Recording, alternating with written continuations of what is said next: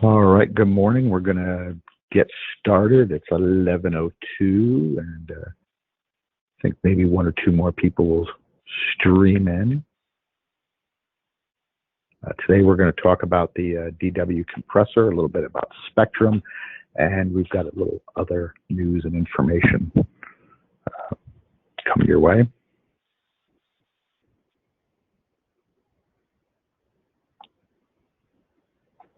And all right, we'll get started. So anyway, I'm Paul Krofssik with Digital Watchdog. Today we're going to discuss the Digital Watchdog Encoder, our compressor series, a little bit about Spectrum, and like I said, got some other news and information for you. Get my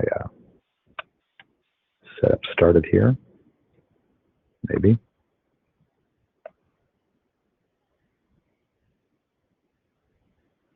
Sorry, guys.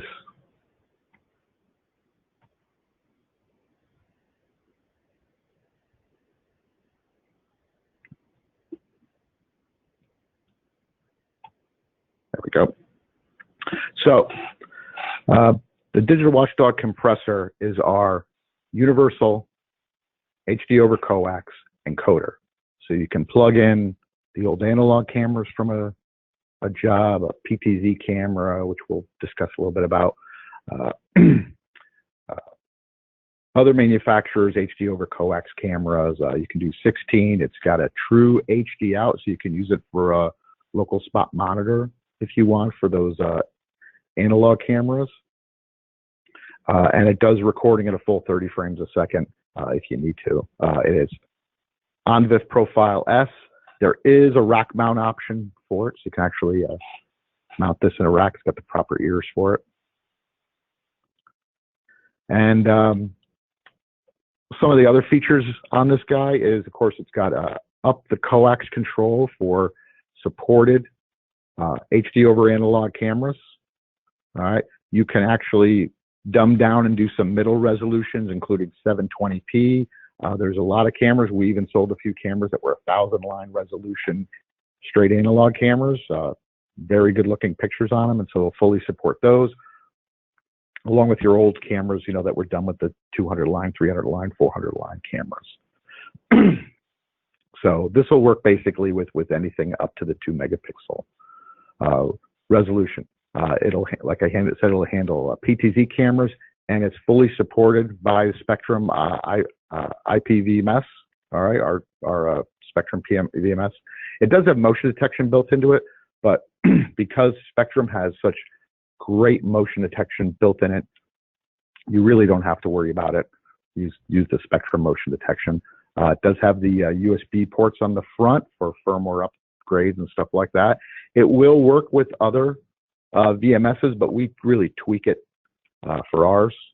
So just keep that in mind. If you're trying to make it work with some other manufacturers work, you might have to just pull the RTSP streams out of it to make it function with other VMSs. We really tweak it for our setup. So when you're setting up the system, first thing you're going to see in a box is a little QSG manual, power supply, some feet, and then when you boot it up, we have a setup wizard that'll go through setup, adding users, changing the display, and then completing your setup. And I'm just going to mute the mic because I'm going to cough for a second. Sorry.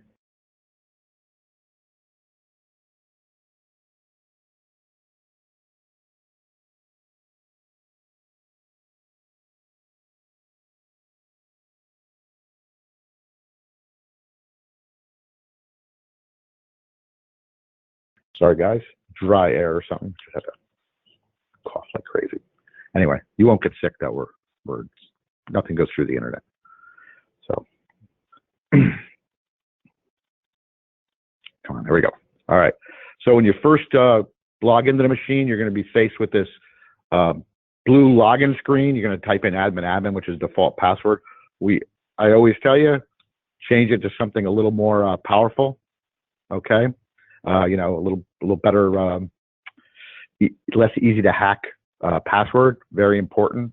But the default's admin, and you certainly can set up the machine and do all your changes and then change that at the very end.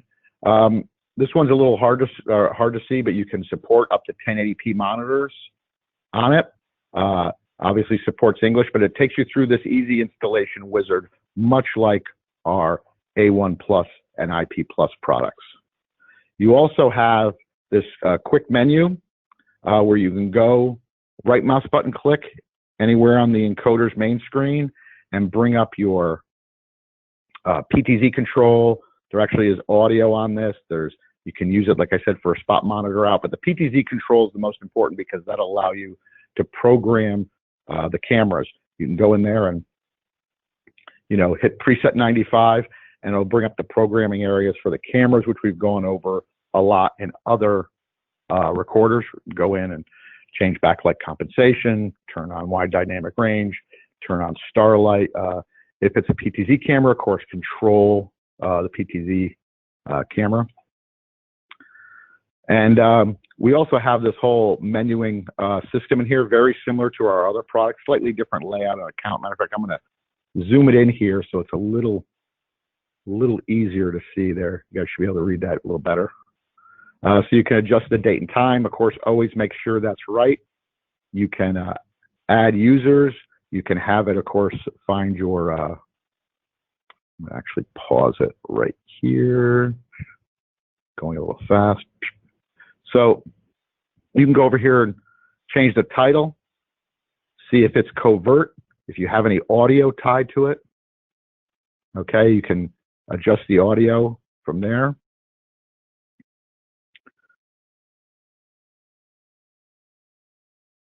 And then, oh, sorry guys, backwards a little bit, apologize. So, and then right here, push this forward. It's where you adjust your resolution for your monitor. And then here's where you adjust your frame rate and your resolution for your camera. All right, so you got your resolution and your quality. And your quality, of course, is your bit rate. Sorry, I got to cough one more time. Apologize.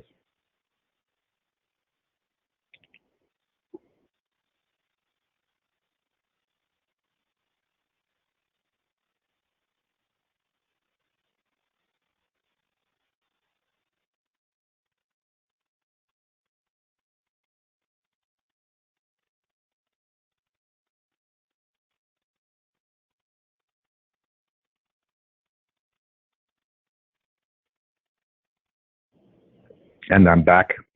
There you go.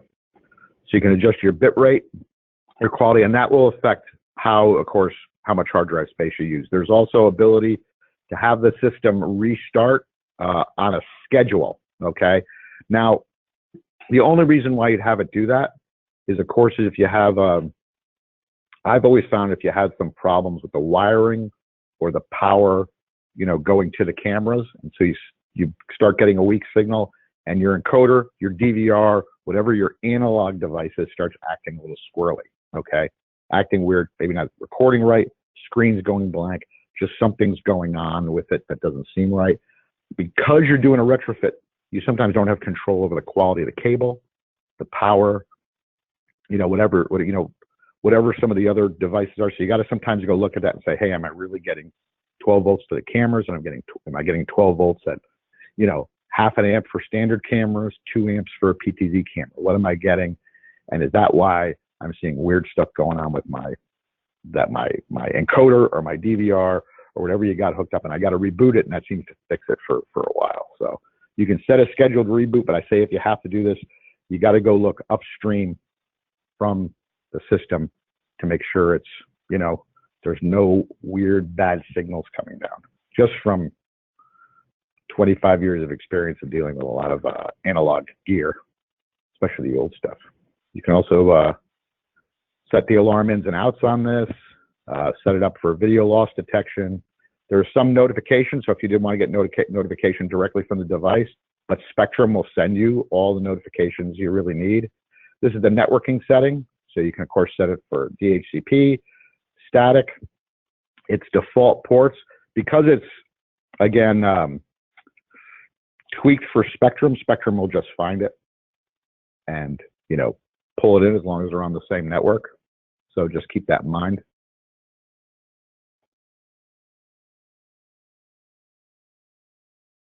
And so then this is how it appears in Spectrum. So an EN16 will appear as channel 1 will appear as no channel, and then 2, 3, 4, 5, 16. Okay, default username and password again is admin, and you do need encoder licenses for these. So we have encoder licenses at the 4. So let's say you're taking over a site, you installed 6 or so IP cameras, but they got 10, 8 or 10 other analog cameras left over. You're using the encoder for that. You only have to get 2 4s in order to cover those 10 cameras, and then you can use your analog licenses on the other camera.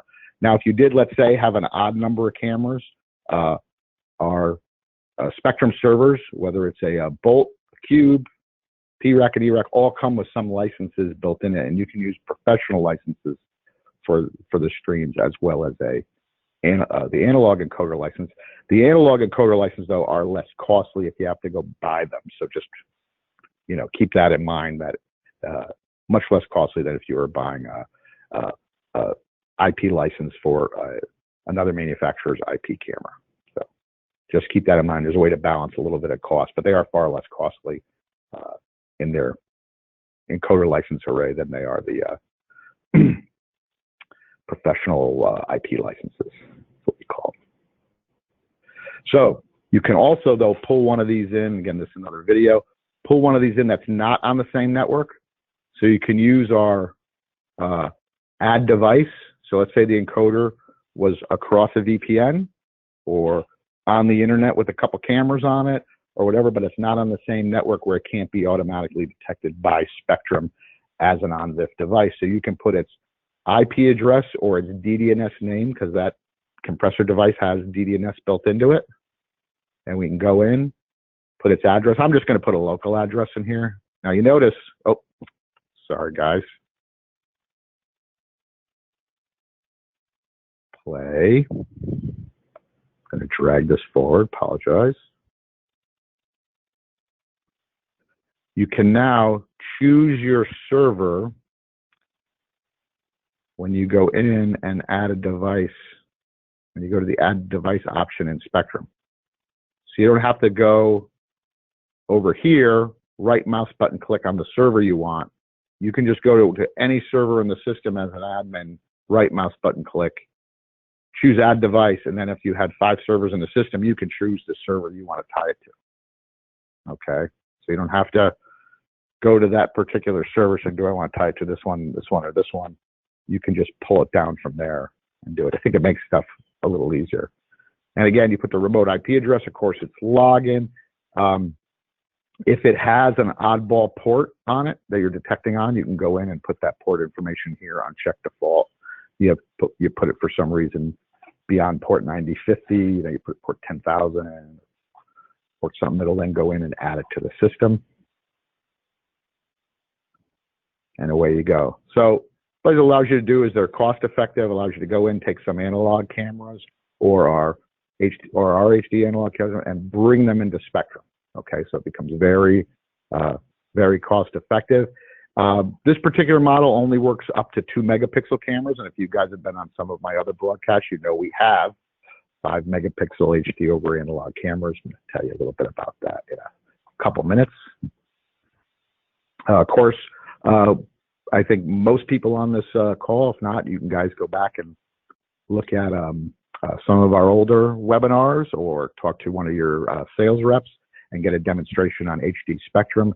There are incredible features in Spectrum that you can utilize, that the end user can utilize to search, find video, and really just get the full use and cost benefit out of getting a VMS system to monitor their surveillance system. So basically allows them to take their older cameras, bring them into Spectrum, or these newer cameras and bring them in. So also, one of the functionalities that the encoder has, you can bring up the PTZ control in Spectrum or on the unit itself and go in and set up your exposure, if you want to control the PTZ, but exposure and all the functionality built into the camera, okay? without having to go up a ladder and go directly to the site to do it. You go in and say, oh, I want to turn on wide dynamic range, whatever. You can go into the Spectrum client from anywhere, bring up that preset, it's usually preset 95, and you can control the cameras. Some other manufacturers, the TVI cameras, CVI cameras, whatever, that control may not work because they may do something a little weird or a little different. We did keep to a specific standard, so they should work. But we should, should keep we know our stuff will work. Can't say older brand X or brand Y whether they're gonna function or not. So some of the accessories we have are 2 megapixel balins, 5 megapixel balins, and of course the rack mount ears for it. So if you are rack mounting the gear, you can order those with it. Some of our cameras, if you've noticed, I think in the last couple webinars I did, I pointed out that some of the cameras actually have the video balins built into it. So you only need a video balin on one side. So keep that in mind when you're doing these analog conversion jobs. And they are compatible with the HD Pano 3-imager analog camera, the Flex, okay, and most of our Starlight Plus models, okay, with wide dynamic range. So again, keep that in mind for compatibility. And now we're going to talk a little bit about some new products that we have, that we've released. We're actually going to have some webinars on them in the near future.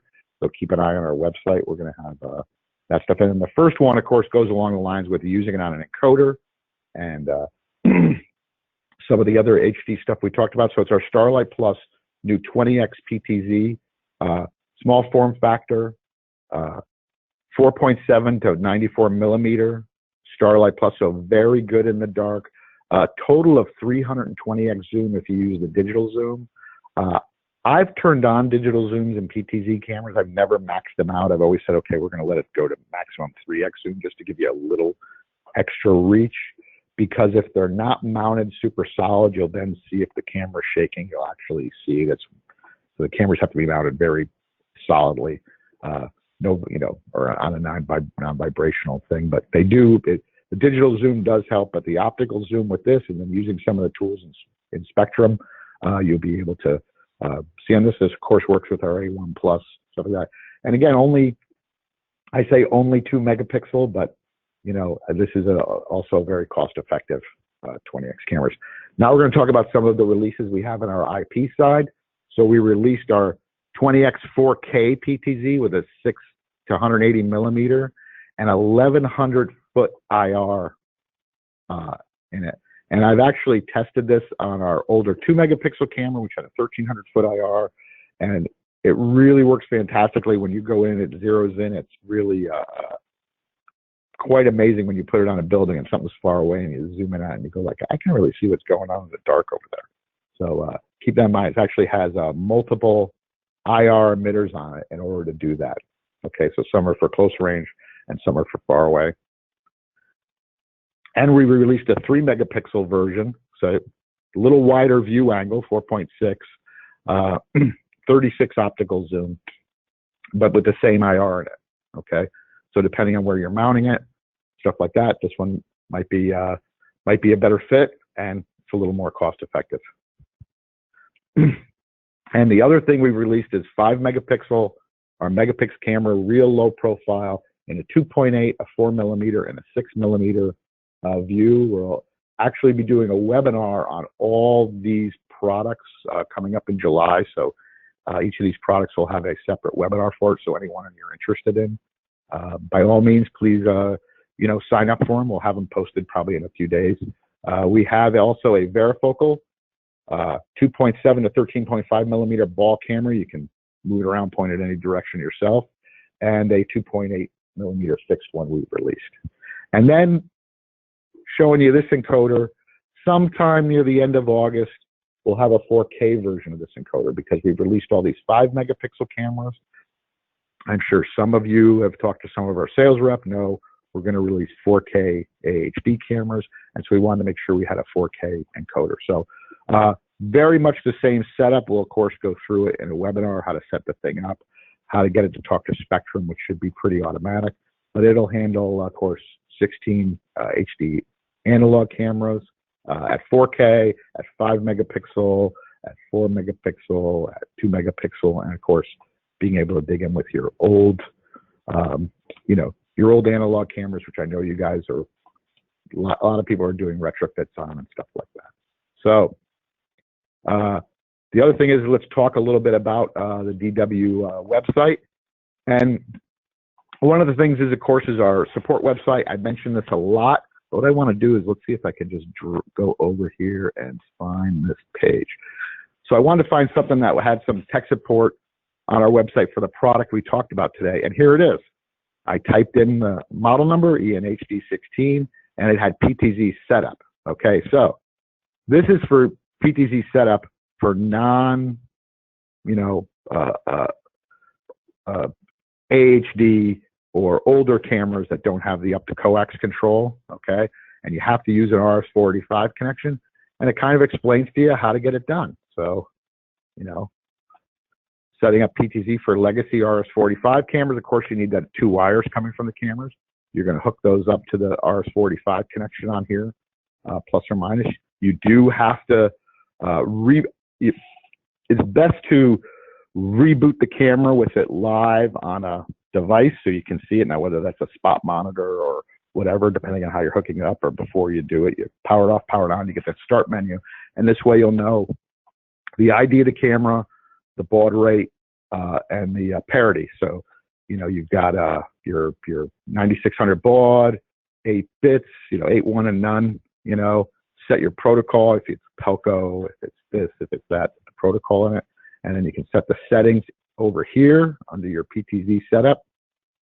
Okay, so you get your protocol, you got your camera ID. Okay, so channel 1 might be ID number 27 on the old system. So put that in there, protocol, your speed, your baud rate.